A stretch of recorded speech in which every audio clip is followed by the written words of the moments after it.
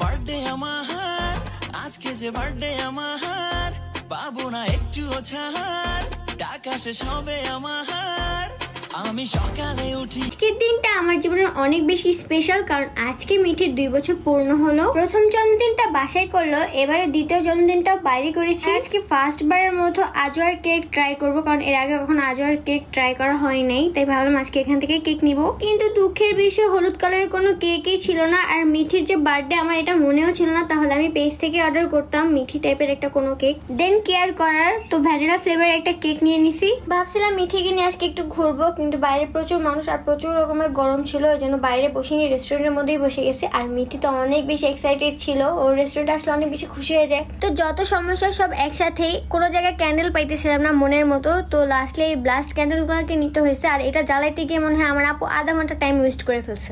আর যদিও বা এই ক্যান্ডেলগুলো আমার খুব ভয় লাগে, কারণ এগুলোতে অনেক অ্যাক্সিডেন্ট হয়ে থাকে। আর মিঠির আগের জন্মদিনে আমি যখন কেক কাটতে গেছিলাম, মিঠি পুরো কেক নষ্ট করে ফেলছিল, মানে কেকের উপর দিয়ে উঠে হাঁটা শুরু করে দিছিল।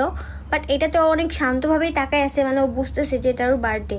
কারণ সচরাচর মিঠি এত মানে লক্ষ্মী বাচ্চা হয়ে থাকে না, আজকে অনেকটা লক্ষ্মী হয়ে আছে। তো ওরে আমি একটু কেক অফার করতেছিলাম, বাট ও কেক নেয় না, ও জাস্ট আমার দিকে তাকায় আছে। তো আম্মুকে একটু কেক খাওয়াই দিলাম। আর এদিকে হচ্ছে ক্যামেরাম্যানের কেক খাওয়ার রিয়াকশন কি বলবো। আর আমাদের মিঠির সিক্রেট একটা থিং হচ্ছে, ও বাইরের খাবারকে লাইক না করলেও ও আমার মুখে নেওয়া খাবারকে অনেক বেশি লাইক করে, মানে ওইটা কাইরা নিয়ে হইলেও ও খাবে, মানে আমার মুখের খাবারকে ওর জন্য নিরাপদ মনে করে। তো এইদিকে ক্যামেরাম্যান আপু আবার মিঠিকে এই কেকটা গিফট করছে, কিন্তু অথচ এই কেকটা কাটার পর আমি আর চোখেও দেখিনি কেকটা কে খাইছে আমি জানি না।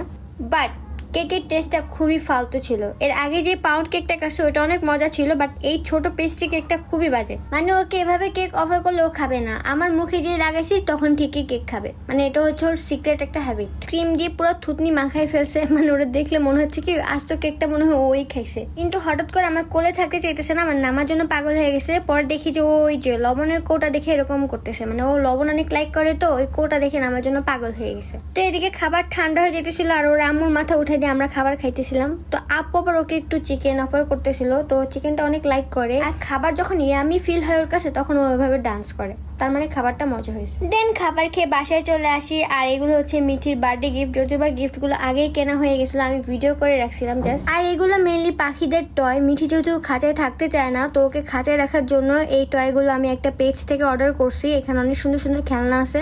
আমাদের মিঠি যেহেতু কামড়াকামড়ি করতে পছন্দ করে, তো এই খেলনাগুলোর জন্য বেস্ট হবে। আর এই দোলনাটা অর্ডার করছি আমি বাজিগারের জন্য। তো খেলনাগুলো খাঁচে সেট করার পর মিঠি ফার্স্টে একটু নার্ভাস হয়ে গেছিল, মানে ও এগুলো কখনো দেখে নাই, তাই একটু ভয় পাইতেছিল।